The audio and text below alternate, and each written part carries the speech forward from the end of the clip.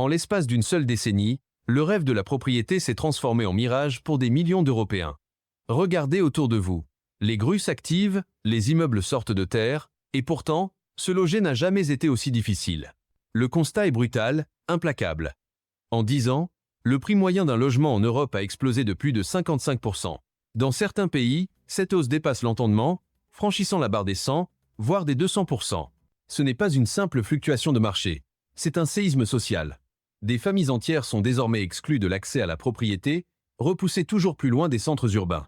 Des villes entières deviennent des forteresses économiques, hors de portée pour la majorité de ceux qui y travaillent. La crise du logement n'est plus une menace lointaine. Elle est une réalité quotidienne, tangible et douloureuse pour des millions de citoyens. Bienvenue dans Zone d'influence. Aujourd'hui, nous plongeons au cœur de la crise immobilière durable qui est en train de redessiner la carte sociale de l'Europe. Pour comprendre la violence du choc actuel, il faut remonter le temps. Souvenez-vous de l'année 2010. L'Europe sortait péniblement de la crise financière de 2008. Le marché immobilier était morose, les prix stagnaient, voire baissaient dans de nombreuses régions. Mais dès l'année 2010, une mécanique infernale s'est enclenchée. Depuis cette date, la tendance haussière des prix immobiliers a touché l'ensemble du continent européen, avec des dynamiques qui, rétrospectivement, paraissent spectaculaires. Ce n'est pas un phénomène isolé, limité à quelques quartiers huppés de Paris, Londres ou Berlin. C'est une lame de fond. Selon les données les plus récentes, la hausse dépasse 60% en moyenne au sein de l'Union européenne, mais cette moyenne cache des réalités vertigineuses. Elle atteint des sommets absolus en Estonie, en Hongrie, en Lituanie, ou encore au Luxembourg, ce petit État où le mètre carré se négocie désormais à prix d'or. Dans cette vidéo documentaire, nous n'allons pas seulement aligner des chiffres. Nous allons explorer les causes profondes, souvent invisibles, de ce dérèglement. Nous allons analyser les conséquences humaines de cette fracture et tenter de dessiner les scénarios possibles de cette crise durable du logement en Europe. Est-ce une bulle prête à éclater, ou le nouveau standard de notre siècle? Commençons par l'ampleur du désastre. Les chiffres donnés par Eurostat et les différents observatoires nationaux sont sans appel. Entre 2010 et 2025, les prix des logements ont augmenté de plus de 55% en moyenne dans l'Union européenne. Pour bien saisir ce que cela signifie, il faut comparer cette hausse à l'évolution des salaires. Sur la même période, les revenus des ménages n'ont absolument pas suivi cette trajectoire exponentielle. Le pouvoir d'achat immobilier des Européens s'est effondré. Prenons le cas des pays baltes et de l'Europe centrale. C'est ici que l'explosion est la plus violente. En Estonie, la hausse atteint le chiffre hallucinant de 209%. Imaginez un bien qui valait 100 000 € en 2010, il en vaut aujourd'hui plus de 300 000. En Hongrie, la hausse est de 191%. En Lituanie, de 154%. Ces pays, souvent vantés pour leur dynamisme économique et leur rattrapage technologique, paient le prix fort de leur attractivité. Mais ne croyez pas que les économies plus matures soient épargnées. Même dans des pays où la croissance est réputée plus modérée, la pression reste asphyxiante. En Allemagne, longtemps considéré comme le paradis des locataires avec des prix très stables, le marché a bondi de 66%. Le modèle allemand, basé sur un parc locatif abordable, est en train de se fissurer. En France, la hausse nationale est de 38%. Ce chiffre peut paraître faible comparé à l'Estonie, mais il masque une fracture territoriale immense. À Paris, Lyon ou Bordeaux, les prix ont parfois doublé avant de connaître une légère correction récente, insuffisante pour rendre le marché accessible. D'après les données d'Imotop et les analyses d'Euronews, cette tendance haussière touche presque sans exception tous les États membres. C'est une synchronisation des marchés jamais vus auparavant. Que vous soyez à Lisbonne, à Dublin ou à Varsovie, le constat est le même. La brique est devenue un produit de luxe. L'accès à la propriété, qui était le socle de la classe moyenne européenne depuis les 30 Glorieuses, est en train de devenir un privilège héréditaire. Si vos parents ne sont pas propriétaires, vos chances de le devenir s'amenuisent d'année en année. Comment en sommes-nous arrivés là? Pourquoi l'Europe, continent riche et vieillissant, n'arrive-t-elle plus à loger ses habitants à un prix décent? Il n'y a pas de coupable unique, mais une convergence de facteurs structurels. Premièrement, la démographie et les modes de vie. La croissance démographique dans certaines zones, couplée à un phénomène sociologique majeur, la décohabitation. On vit plus souvent seul, les familles monoparentales sont plus nombreuses, et la population vieillit en restant plus longtemps à domicile. Résultat.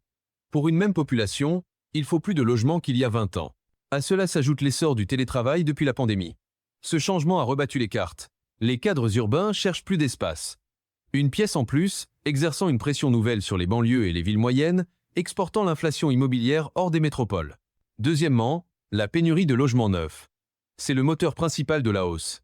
On ne construit pas assez. Et surtout, on ne construit pas assez vite. Selon le site spécialisé Mon Immeuble, le déficit de construction se creuse chaque année. Pourquoi? Parce que construire est devenu un parcours du combattant. Les normes environnementales, bien que nécessaires pour la planète, ont renchéri les coûts. La rareté du foncier est critique, les politiques de zéro artificialisation nette limitent les terrains constructibles. Et depuis la guerre en Ukraine, le coût des matériaux, acier, béton, verre, a explosé, rendant de nombreux chantiers non rentables. Troisièmement, le rôle ambigu des politiques publiques. Les dispositifs comme l'encadrement des loyers ou les aides à l'accession, bien que partant d'une intention louable, ont souvent eu un effet limité, voire pervers. En voulant protéger les locataires, on a parfois découragé les petits propriétaires de louer, réduisant encore l'offre. Comme le souligne Club Patrimoine, le logement social ne suffit plus à absorber la demande des classes populaires et moyennes. Enfin, et c'est un point crucial, la financiarisation de l'immobilier. La pierre n'est plus seulement un toit, c'est un actif financier. Pendant 10 ans, les taux d'intérêt étaient historiquement bas. L'argent était gratuit. Les investisseurs institutionnels, les fonds de pension et les particuliers aisés se sont rués sur l'immobilier pour chercher du rendement, faute de mieux ailleurs. Cette demande accrue des investisseurs a accentué la pression sur les prix, transformant des quartiers entiers en produits de spéculation. Aujourd'hui, même avec la remontée des taux, les prix ne s'effondrent pas car l'offre est trop rare. C'est la loi de l'offre et de la demande dans sa forme la plus brutale. Si les causes sont économiques, les conséquences, elles, sont dramatiquement humaines. Derrière les pourcentages, il y a des vies suspendues. Selon la Fondation pour le logement, 61% des Européens déclarent être préoccupés par la possibilité de ne plus pouvoir payer leur loyer ou leur crédit immobilier. Ce chiffre est terrifiant. Il signifie que la majorité de la population vit avec une épée de Damoclès au-dessus de la tête. La peur du déclassement est devenue la norme. En France, la situation du logement social est au bord de l'asphyxie. 2,8 millions de demandes de logement social sont en attente. C'est l'équivalent de la population de Paris intramuros et de Marseille réunis, qui attendent un toit abordable. Pendant ce temps, la part de production de logements très sociaux diminue, faute de financement et de volonté politique locale. Les premières victimes de cette crise sont les jeunes. La génération des vingtenaires et trentenaires est sacrifiée. De nombreux jeunes actifs, pourtant diplômés et salariés, reportent indéfiniment leur décohabitation. Ils restent chez leurs parents jusqu'à 30 ans, non par choix, mais par nécessité économique. C'est le phénomène Tanguy imposé par le marché. D'autres choisissent une voie plus radicale, l'expatriation. On observe des mouvements de jeunes travailleurs qui quittent les grandes capitales européennes pour s'installer dans des pays voisins où le coût du logement est moindre ou qui s'éloignent de plusieurs centaines de kilomètres de leur lieu de travail. Cela crée des situations absurdes où des infirmières, des enseignants, des policiers ne peuvent plus se loger dans les villes qu'ils servent. Ils sont relégués en périphérie lointaine, subissant des heures de transport qui dégradent leur qualité de vie et leur pouvoir d'achat. C'est un cercle vicieux. En consacrant une part toujours plus importante de leur budget au logement, parfois plus de 40 ou 50%, les ménages réduisent leur consommation ailleurs. C'est toute l'économie réelle qui pâtit de cette rente immobilière. L'argent englouti dans la pierre est de l'argent qui ne circule pas dans les commerces, les loisirs ou l'innovation. Ce tableau sombre ne doit pas masquer les profondes disparités qui fracturent le continent. La crise ne frappe pas partout avec la même intensité, créant une Europe à plusieurs vitesses. La hausse est particulièrement marquée et violente dans les capitales et les grandes métropoles. À Paris, Amsterdam, Berlin ou Dublin, les prix ont parfois doublé ou triplé en 15 ans. Ces villes deviennent des clubs privés, réservés aux hauts revenus et aux touristes, expulsant progressivement leurs habitants historiques.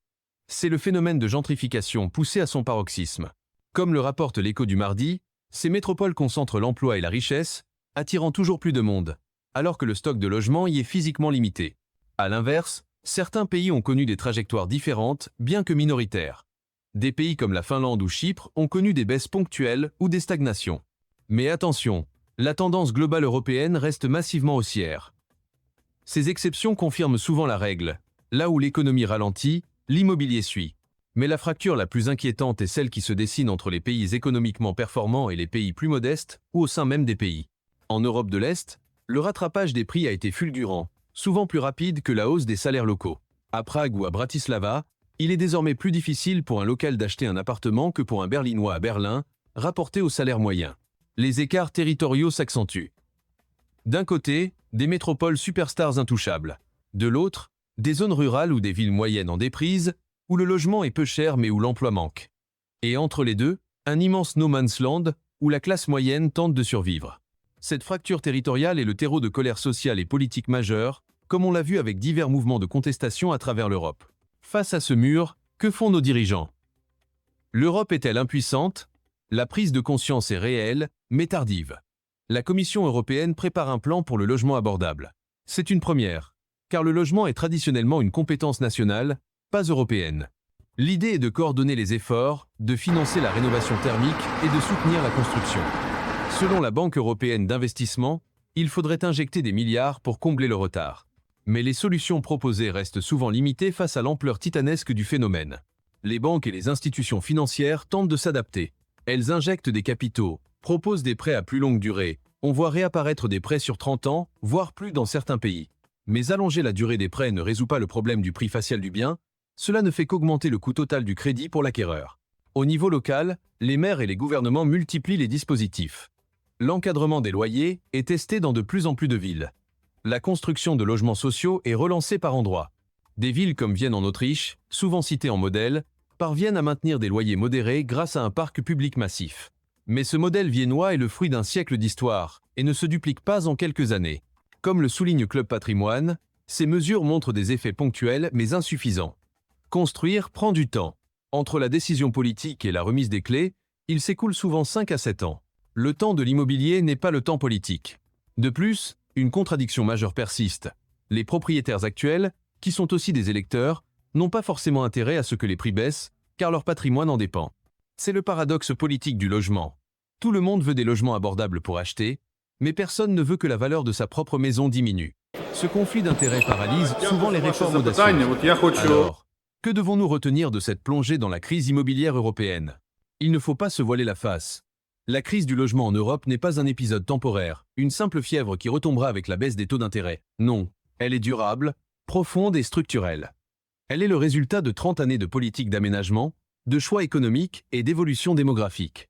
Des millions de familles sont désormais menacées d'exclusion. La promesse européenne d'une prospérité partagée se brise sur le seuil de la porte d'entrée.